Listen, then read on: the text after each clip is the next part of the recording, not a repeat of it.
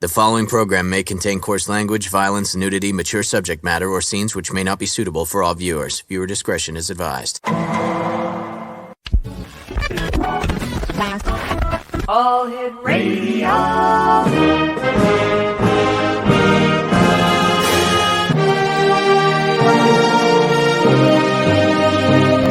Welcome to the X Zone, a place where fact is fiction and fiction is reality. Now, here's your host, Rob McConnell. And good evening, one and all. It is now Wednesday, April the 4th in the year 2003. And this is the X Zone. I'm Rob McConnell, coming to you from our broadcast center and studios in St. Catharines, Ontario. If you'd like to send me an email, xzone@xzoneradiotv.com. On all social media sites, X Zone Radio TV. And we're coming to you tonight on the Talkstar Radio Network, Mutual Broadcast Network, X Zone Broadcast Network, and on Channel 32 on Simul TV. That is the X Zone TV channel, where we broadcast 7/24, 365. For more information on Simul TV and how you can watch us on Channel 32, visit www.simultv.com.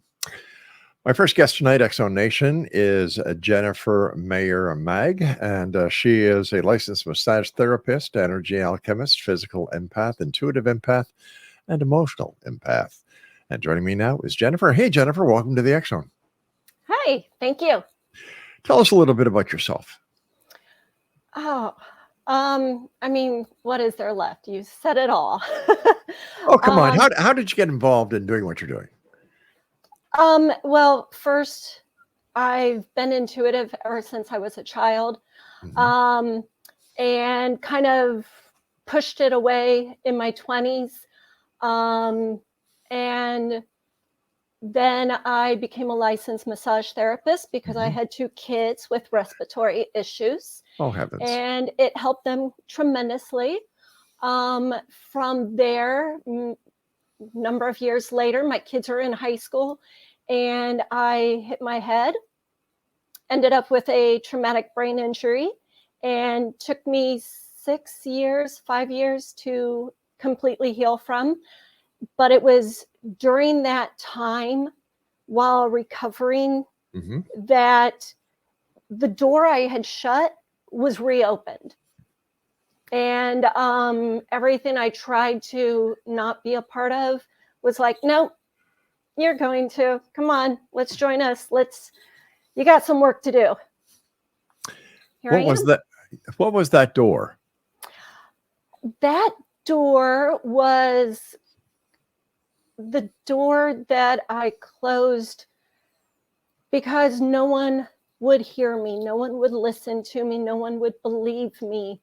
As a child and a teenager, my family didn't have problems.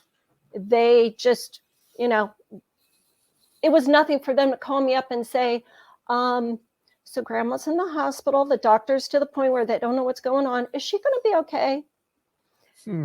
But in my 20s, after I was married, my daughter was bit by a dog, and I'd been telling the family for 3 years, one of the grandkids was going to be bit.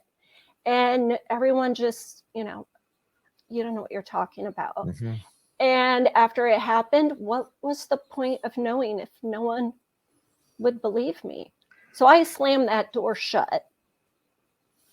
3 years telling your family that someone was going to get bit by the dog. Do you think they might have put it to coincidence? Is there such a thing as coincidence? Good I question. don't believe in coincidence. I don't believe in accidents. Okay. Let me rephrase the question then. You're telling them for 3 years that somebody was going to get bit by the dog. Eventually, somebody got bit.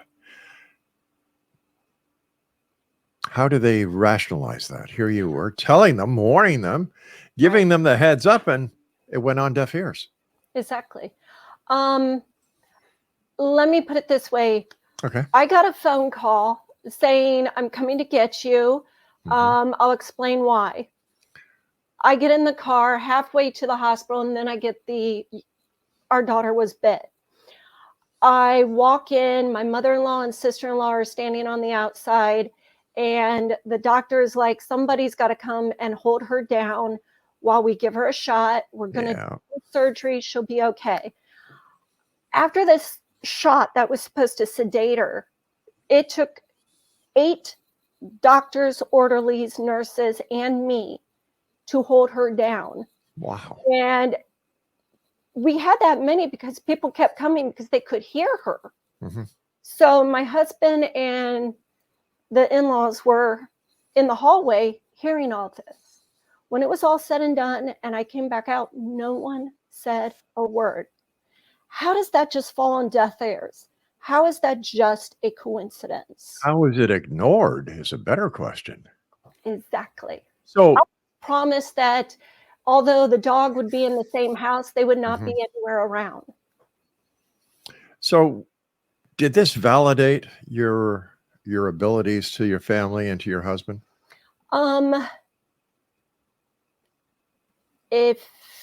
No. Or was No, it?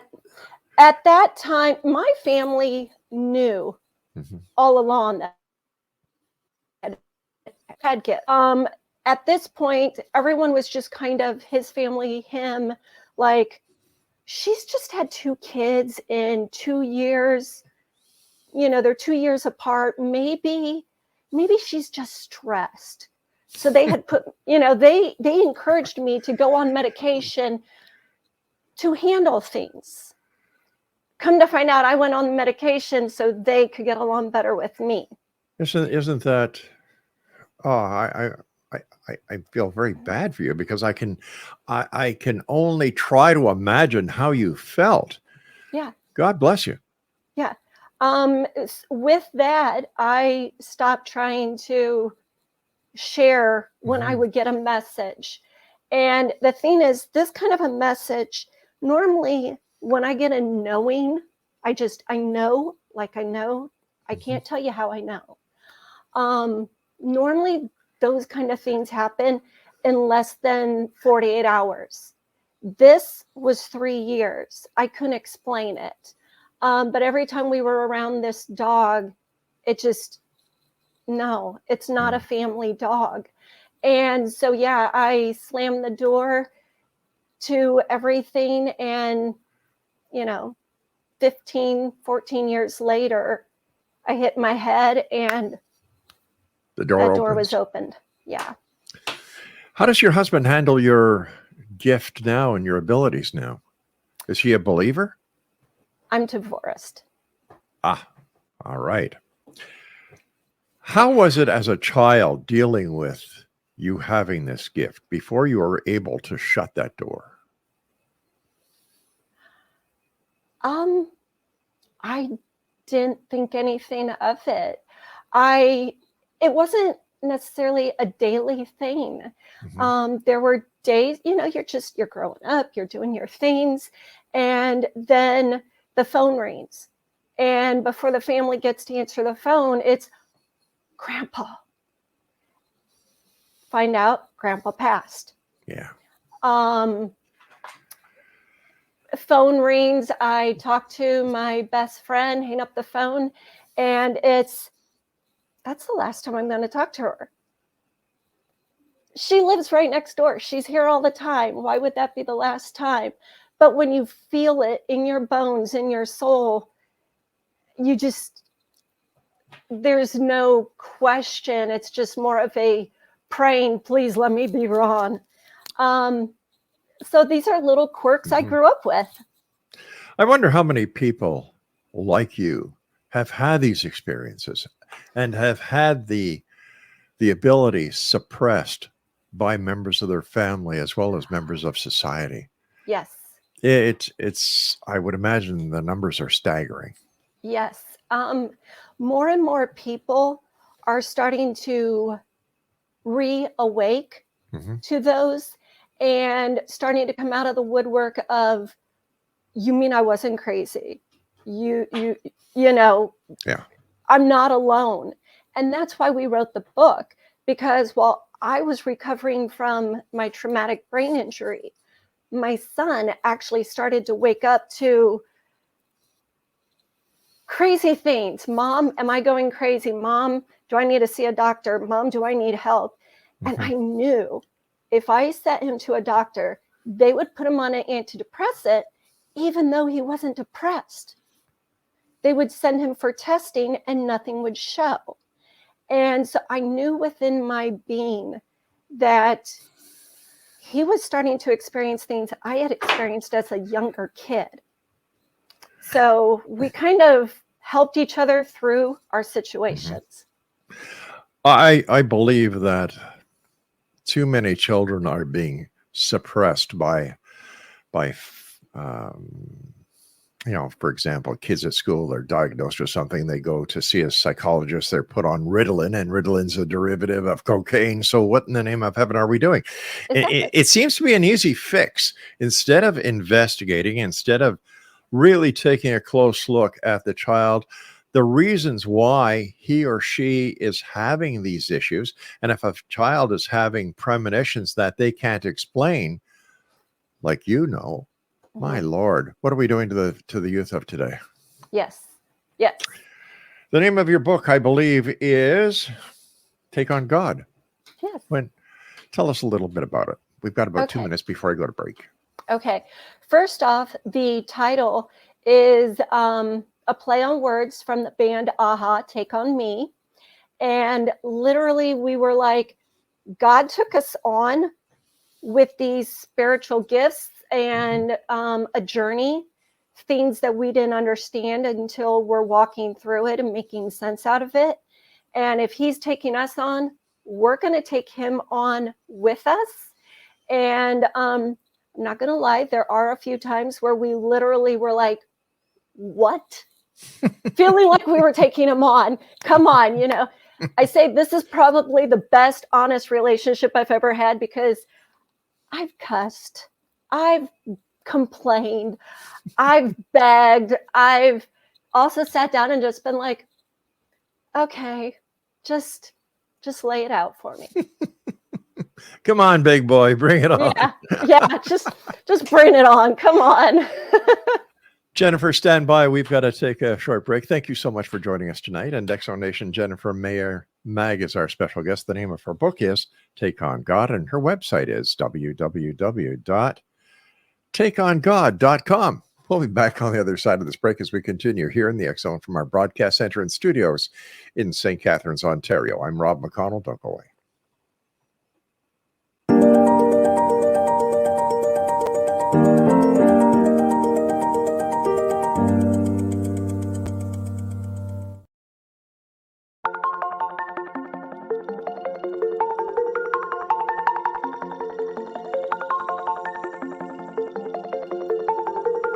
Question: what is the name of the unique blend of coffee you get that has been formulated by a neurologist, a neurobiologist, and a pharmaceutical chemist? Answer: you get Beautiful Mind Coffee, a unique coffee blend that tastes great and has herbal ingredients that your brain will love, and it is not just coffee, it's brainalicious. Dr. Rathbone, Dr. Jang, and Dr. Winslow, the scientific team that created Beautiful Mind Coffee, decided to collaborate on a coffee focusing on brain health. As for those herbal ingredients found in Beautiful Mind Coffee, Dr. Rathbone, Dr. Jang, and Dr. Winslow, utilizing their combined extensive scientific research background, worked with many natural and herbal products until the exact formulation that is found in Beautiful Mind Coffee was created.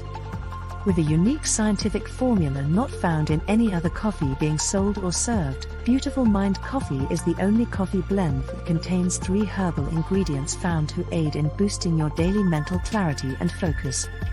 Every cup of Beautiful Mind Coffee contains scientifically formulated amounts of maca root powder, green tea extract, and American ginseng, all supporting good brain health. Taking care of your brain's health now can help delay or prevent the onset of cognitive dysfunction, including dementia, Alzheimer's, and more general memory loss as you get older, just by enjoying the delicious flavor of our roasted coffee and herbal ingredients found exclusively in Beautiful Mind Coffee. Did you know that cognitive dysfunction also refers to deficits in attention, verbal and non-verbal learning, short-term and working memory, visual and auditory processing, problem solving, processing speed, and motor functioning? For more on Beautiful Mind Coffee, the 3 scientists who formulated Beautiful Mind Coffee, and more details on the 3 unique herbal ingredients in Beautiful Mind Coffee, visit www.beautifulmindcoffee.ca. Beautiful Mind Coffee is now available online at amazon.ca and amazon.com.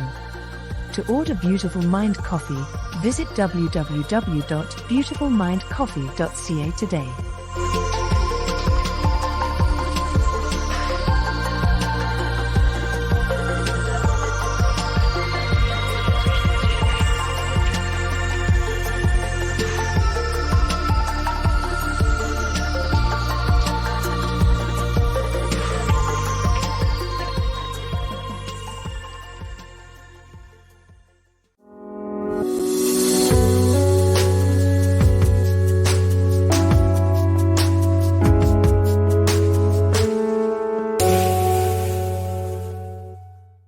And we're back. And if you'd like to find out where you can go to a local retailer near you to buy your very own supply of Beautiful Mind Coffee, visit www.beautifulmindcoffee.com and click on the store locator that is found on the top right-hand side of the page.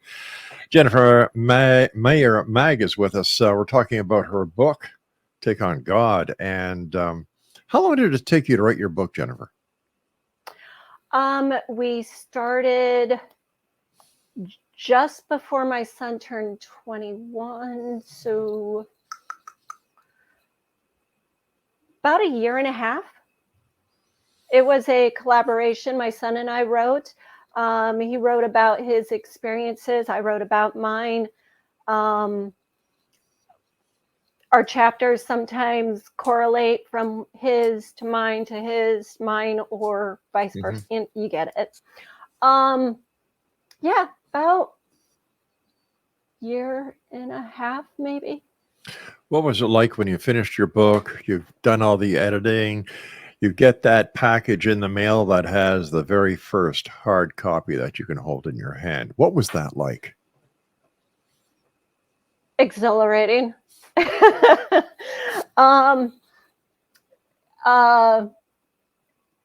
Just, I don't have words for it. Because when we set out to do this, we were kind of both encouraging each other to put our thoughts and feelings on paper. And as we were doing this and talking about it, I remember the one night, because we both would occasionally deal with insomnia, he looked at me and he said, "Mom, how many other people do you think go through this?" And I said, "More than you can fathom." Yeah. And we both knew we wanted to help those who were confused and lost, or just even wondering, is there more out there? And so when we got this book in our hand, it was, not only did we put it on paper, but it is there for others, to help others, I don't have the words for that. I'm sorry. It's quite right. So others can take on God as well. Yes, actually. Tell me, Jennifer, what is a soul hospital and a soul school? So when a person passes away, after they pass on, wherever, if you believe in heaven, when they would make it there or where they are to be,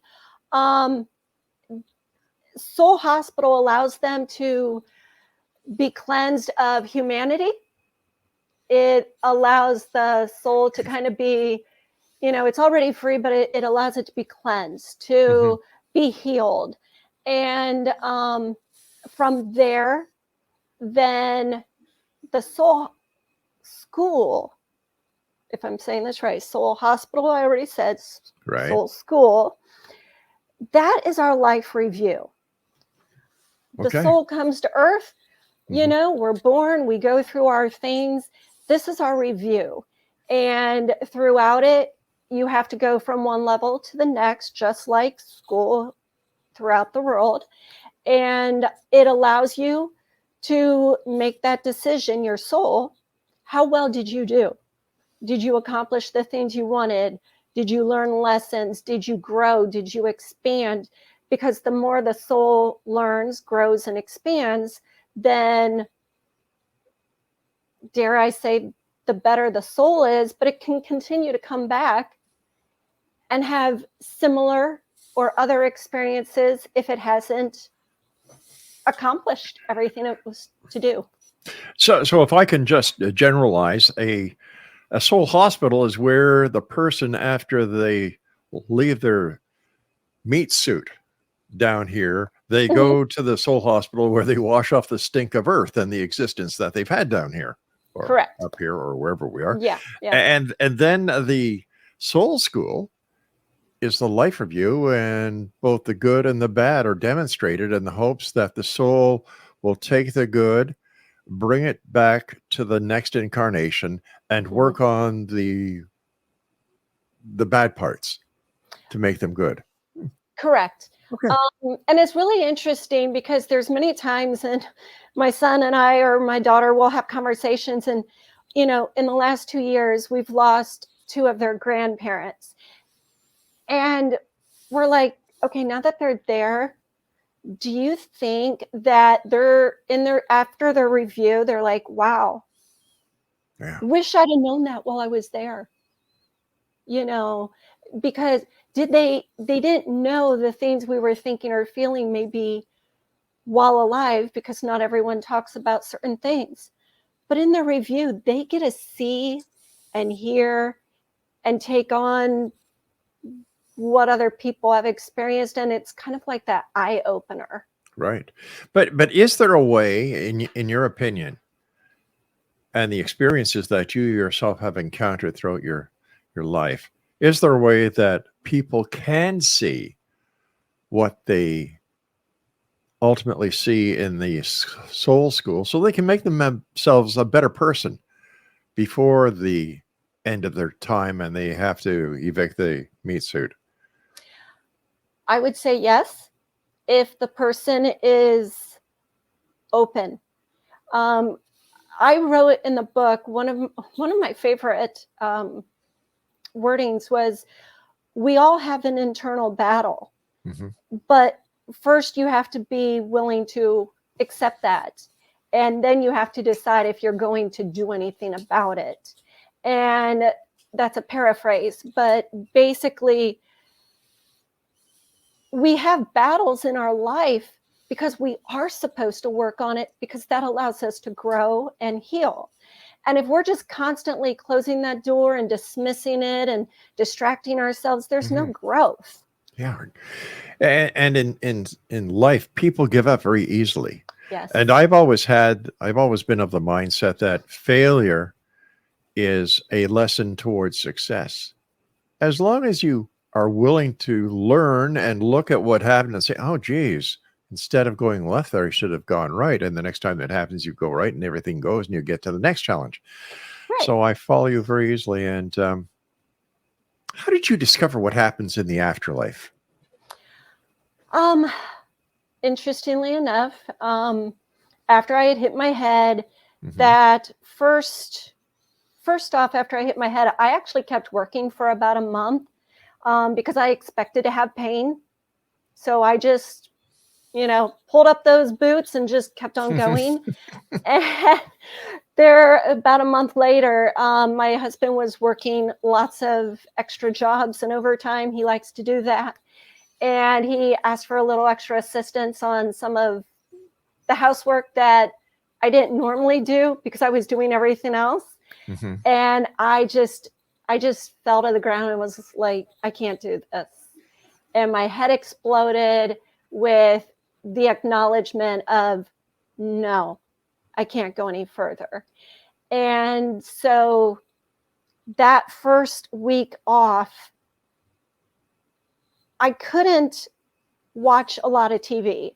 I couldn't have lights on. I would wear dark glasses in a room with dark blinding curtains.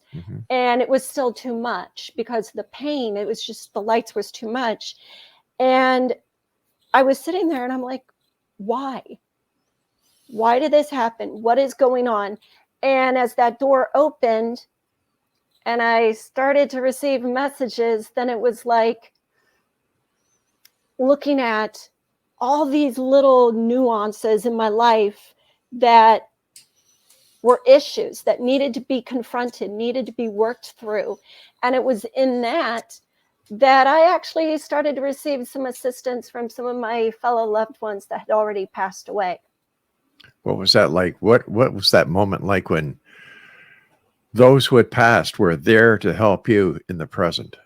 How did you feel? Warmed inside and out. It was take a thick, super comfy blanket on a nice warm day, and it's the combination. I've always, and this is one thing I never shut the door on, I've just always felt close to loved ones that had passed away, whether it was a grandparent or a best friend. I knew I was raised where I was encouraged. Just because your loved one passes away doesn't mean you stop talking to them. True. They're there. You just can't see them.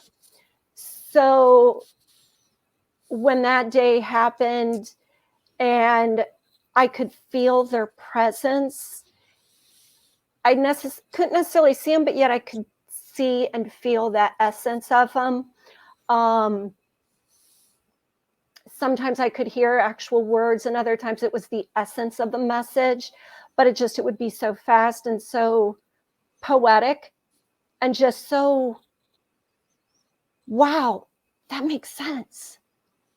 Did you find that once you opened the door that you had more experiences with those who had passed in your dream state compared to your conscious state?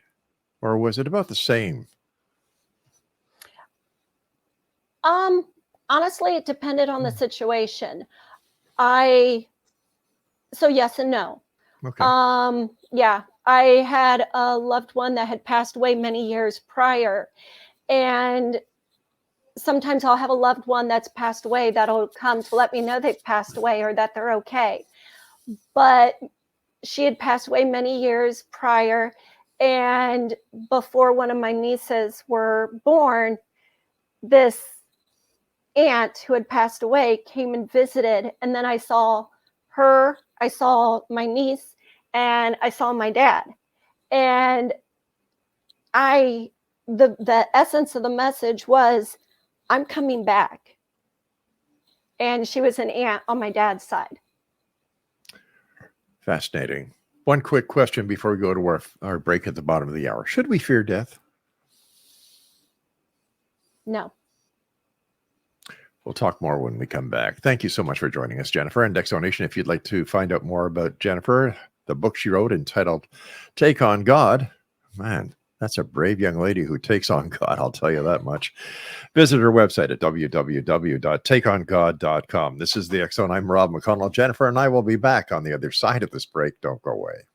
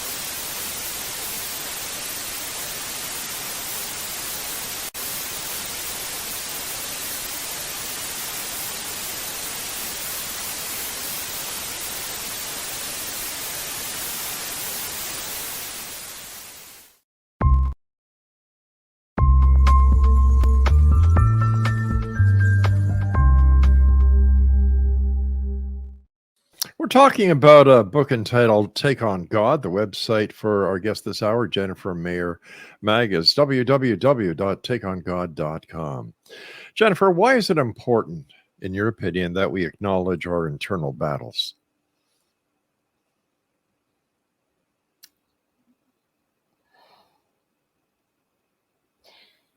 Honestly, because when you acknowledge them and you walk through that door to say, okay, I'm ready to heal, your life gets better. The longer you keep that door closed and you keep that pain locked away, you reach for anything and everything that is only going to hurt you and quite possibly actually kill you sooner. So it's facing your monsters, facing your inner fears. Yes. In your opinion, what is the best way to do it? Just facing it and letting the cards fall where they may? But doesn't that also depend on your inner convictions and your inner strength as well? Yes. Yes. I had no choice.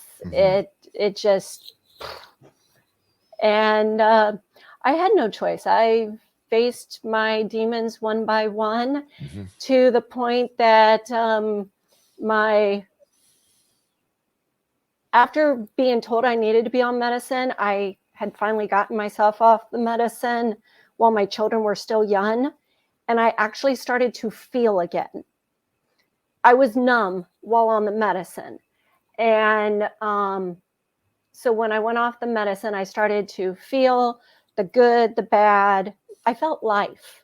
I felt human. I felt everything.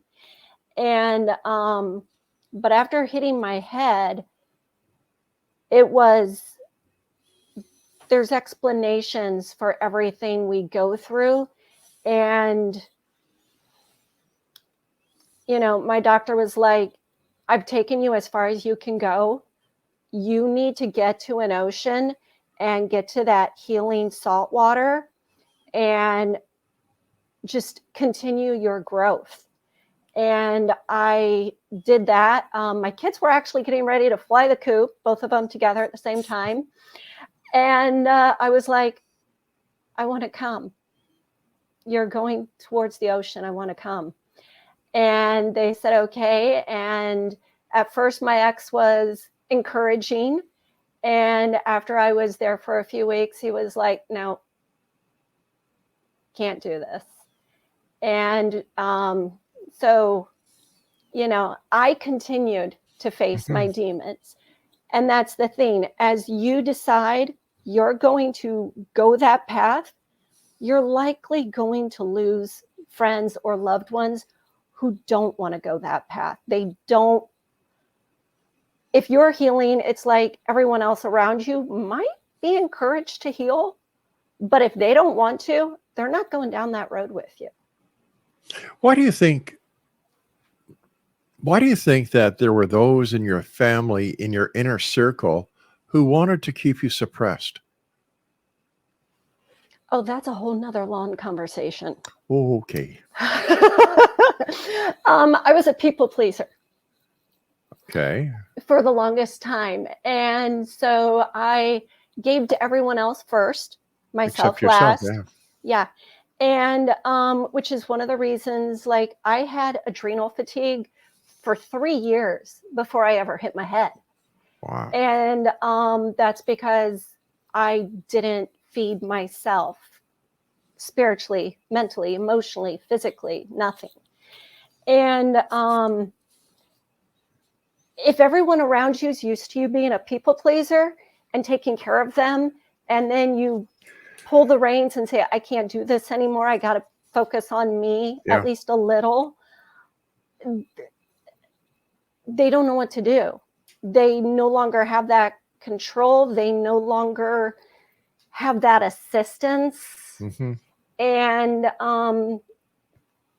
it's easier to say, I'm going to let you go and try to find something else. Misery likes company. I didn't want to be miserable. I'm glad you aren't. Me too. Because I'm sure that your book Taking on God is helping a lot of other people to look through your eyes, live through your experience, and say, hey, wait a minute. This sounds very familiar. And if Jennifer can do it, if her son can do it, if they can do it, I can. Yeah. Fantastic. How important was your spirituality, your belief in your quest to turn things around in your life?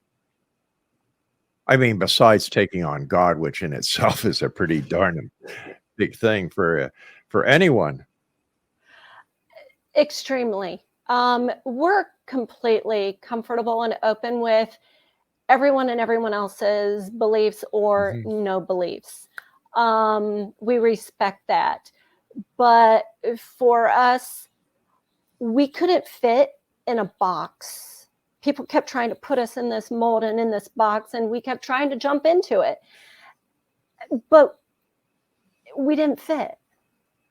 And the only place we felt the fit was to say, I know that there is more, whether you call it God or you give it another name, because that's what you're comfortable with, maybe universe or something. That's fine. There's a higher power, call it that, whatever. Believe in science. I don't care. But for me, I knew there was more, and I could feel that connection all the way through, but I also allowed it in. And by allowing it in, I realized I have a Bible from when I was in junior high. I love this Bible. It has guided me when I was much younger, but it's only half of a story. There is so much more that people haven't even yet to fully discover, except that we're waking up. And as we're waking up, we're starting to receive messages. We're starting to understand. And my son had a conversation with a friend who says, how can you know that that is from God or his angels and not demons? If it feels pure and wholesome, there's a much better chance. I knew. And I believe that everyone listening and watching around the world tonight knows exactly what you just said, because they've all felt it. I've felt it. I don't know one person that I've ever had the opportunity of speaking to who has never felt that. Yeah. You can have an angel and a demon, and it's like, which one are you going to go with?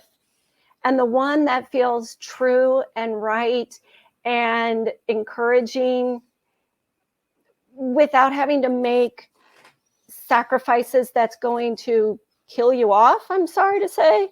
Yeah.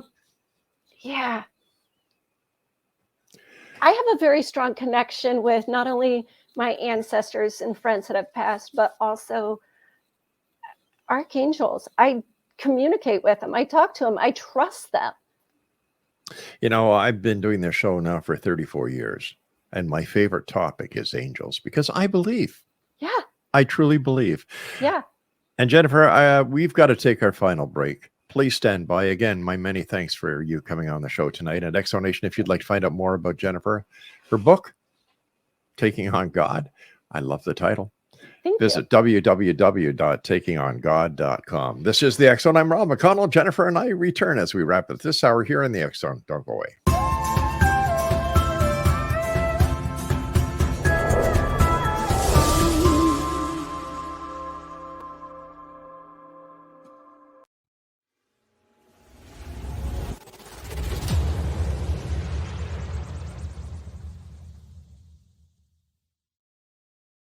So I was watching the X Zone TV channel last night when I was abducted by aliens, and they kept repeating to me over and over again, simultv.com, simultv.com. What's simultv.com? That's what I asked them. They had it written on the side of their UFO. How do you spell that? UFO. No, I mean simultv.com. simultv.com. simultv.com. Right. SIMULTV.com. Interesting that you were abducted by aliens in a SimulTV.com UFO last night. Oh, yeah? Yeah. Now that you mention it, I remember now last night I was awakened from a deep sleep. My great-grandmother was standing there. She said she'd come from the hereafter to tell me about SimulTV.com. She even spelled it out for me. SIMULTV.com, sonny boy. SIMULTV.com. SIMULTV.com, sonny boy. Wow. Yeah. Guys, you'll never guess what my psychic guru just told me. SIMULTV.com. Exactly. Are you guys psychic too? Of course. We all know about SimulTV.com. SIMULTV.com.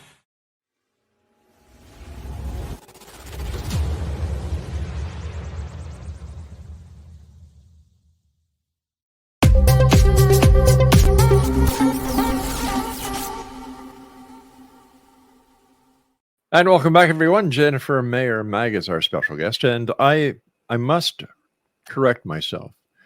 It is not, the name of her book is not Taking on God, it's Take on God, and her website is www.takeongod.com. First of all, Jennifer, I want to thank you so much for joining us tonight. It's been a pleasure talking to you, and I, for one, am very happy to have had this conversation and talking to you about your book. I think that it's beyond words. So thank you for joining us. What's next for Jennifer Mayer MAAG and her son and daughter? Well, we've been traveling. We've kind of followed in this spiritual quest, and we've been nomads, doing pet sitting, house sitting, just kind of traveling and seeing part of the world. We've got plans for more books. It's just a matter of when the time is right, we'll sit down and do another one. We know it's there. We're just waiting. How important is it to discover, in your opinion, your past lives? Yeah. For me, it was extremely important. I had 13 years of endometriosis, was told I was most likely never going to have kids. And that trauma was originated from situations that took place in past lives. In past lives, I had been sexually assaulted. I was a youngster who had been in another one molested, and in another one actually raped. Endometriosis involves the reproductive system, extreme pain, a lot of other issues, and it makes you very apprehensive when you're dealing with those kind of things.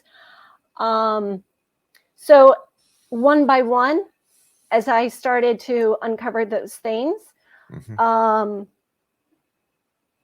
it explained a lot as to what I had been dealing with in this present life. And I wish I would have known before I had a complete hysterectomy, but I did it after my daughter was born for medical purposes. But that's neither here nor there, as much as now that I know, I could make peace with that when my soul in previous bodies could not. So now I was able to give my soul that peace. And now I feel healthier and happier. The time has come, my friend, when you and I must say so long for tonight, but please come back and see us again. Thank you. Continued success. My regards to your family. And let our listeners know where they can get copies of your book. Everywhere. Online, you can, type in Take on God, Jennifer MAAG, MEYER MAAG, whichever you choose, and it'll pop up. For me, that's one of my favorite ways. But you can go to any store, ask for it. And if they don't have it, ask that they get it. Sounds like a plan. Jennifer, thank you so much. Continued success. Thank you. And I look forward to the next time we meet back here in the X Zone. Take care of yourself. Bye-bye. X Zone Nation, our guest this hour has been Jennifer MAAG. Her website is takeongod.com. I'll be back on the other side of this break at the top of the hour at 6.5 minutes past as we continue here in the X Zone with yours truly, Rob McConnell, from our broadcast center and studios in St. Catharines, Ontario, Canada. Whatever you do, don't go away.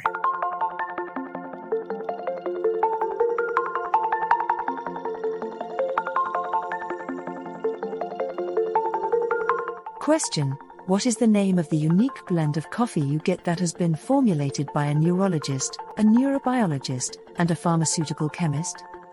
Answer: you get Beautiful Mind Coffee, a unique coffee blend that tastes great and has herbal ingredients that your brain will love, and it is not just coffee, it's brainalicious.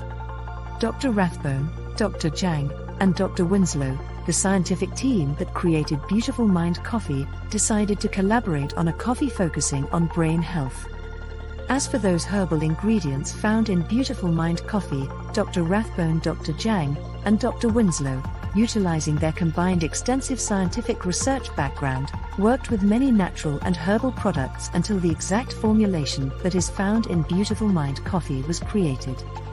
With a unique scientific formula not found in any other coffee being sold or served, Beautiful Mind Coffee is the only coffee blend that contains 3 herbal ingredients found to aid in boosting your daily mental clarity and focus. Every cup of Beautiful Mind Coffee contains scientifically formulated amounts of maca root powder, green tea extract, and American ginseng, all supporting good brain health. Taking care of your brain's health now can help delay or prevent the onset of cognitive dysfunction, including dementia, Alzheimer's, and more general memory loss as you get older, just by enjoying the delicious flavor of our roasted coffee and herbal ingredients found exclusively in Beautiful Mind Coffee. Did you know that cognitive dysfunction also refers to deficits in attention, verbal and non-verbal learning, short-term and working memory, visual and auditory processing, problem-solving, processing speed, and motor functioning? For more on Beautiful Mind Coffee, the 3 scientists who formulated Beautiful Mind Coffee, and more details on the 3 unique herbal ingredients in Beautiful Mind Coffee, visit www.beautifulmindcoffee.ca. Beautiful Mind Coffee is now available online at amazon.ca and amazon.com. To order Beautiful Mind Coffee, visit www.beautifulmindcoffee.ca today.